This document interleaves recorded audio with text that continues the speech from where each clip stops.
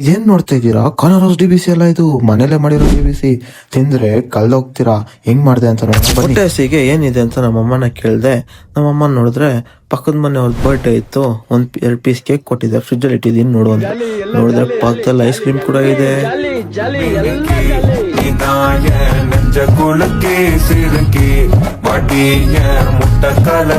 Trending ಆಗಿರೋ ಹಾಡಿಗೆ vibe ಮಾಡ್ಕೊಂಡ್ ಬಂದೆ. ಸೊ ಇವಾಗ ಹೆಂಗ್ ಮಾಡೋದಂತ ನೋಡೋಣ ಬನ್ನಿ. ಒಂದು ಬೌಲ್ ತಗೊಳ್ಳಿ. ಒಂದು ಬೌಲ್ ತಗೊಂಡು ಫಸ್ಟ್ ಲೇಯರ್ ಫುಲ್ ಆಗಿ ಐಸ್ ಕ್ರೀಮ್ ಹಾಕೊಳ್ಳಿ.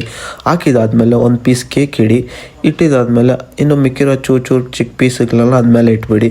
ಇಟ್ಟಿದಾದ್ಮೇಲೆ ಸೂಪರ್ ಮಾರ್ಕೆಟಲ್ಲಿ ನಿಮ್ಗೆ 10 ರೂಪಾಯಿದು ಒಂದು ಸಿರಪ್ ಸಿಗುತ್ತೆ.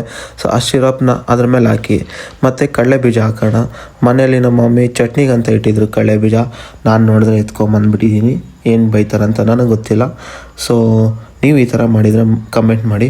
ಮತ್ತು ಇನ್ನೂ ಸ್ವಲ್ಪ ಸಿರಪ್ ಹಾಕ್ಕೊಂಡು ಅದ್ರ ಮೇಲೆ ಚೆರೀಸ್ ಹಾಕಿ ಫುಲ್ ಗಾರ್ನಿಷ್ ಮಾಡಿದ್ರೆ ಮನೆಯಲ್ಲೇ DBC ರೆಡಿ. ಇವಾಗ ಅದನ್ನು ಟೇಸ್ಟ್ ಮಾಡೋಣ ಬನ್ನಿ.